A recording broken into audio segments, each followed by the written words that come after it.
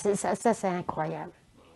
Je crois que le mal que l'occupant nous a fait n'est pas encore guéri. Voilà le fond du problème.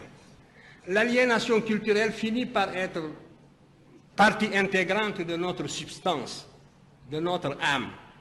Et quand on croit s'en être débarrassé, on ne l'a pas encore fait complètement. Souvent, le colonisé ressemble un peu, ou l'ex-colonisé même, ressemble un peu à cet esclave du 19e siècle, qui, libéré, va jusqu'au pas de la porte, et puis revient à la maison parce qu'il ne sait plus où aller. Il ne sait plus où aller. Depuis le temps qu'il a perdu la liberté, depuis le temps qu'il a acquis des réflexes de subordination, depuis le temps qu'il a pensé, comme appris à penser à travers son maître. C'est un peu ce qui est arrivé aussi à l'intelligentsia africaine dans son ensemble. Parce que, en dehors de quelques questions, toutes les questions que vous m'avez posées reviennent à une seule. Quand est-ce que les Blancs vous reconnaîtront-ils? Parce que la vérité sonne blanche. C'est cela.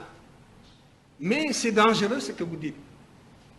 Parce que si réellement l'égalité intellectuelle est tangible, l'Afrique devrait, sur des thèmes controversés, être capable d'accéder à la vérité par sa propre investigation intellectuelle, se maintenir à cette vérité jusqu'à ce que l'humanité sache que l'Afrique ne sera plus frustrée, que les idéologues perdront leur temps parce qu'ils ont rencontré des intelligences égales qui peuvent leur tenir tête sur le plan de la recherche de la vérité.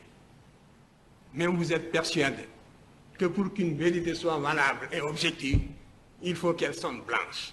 Mais ça, c'est un repli de notre âme qui doit disparaître.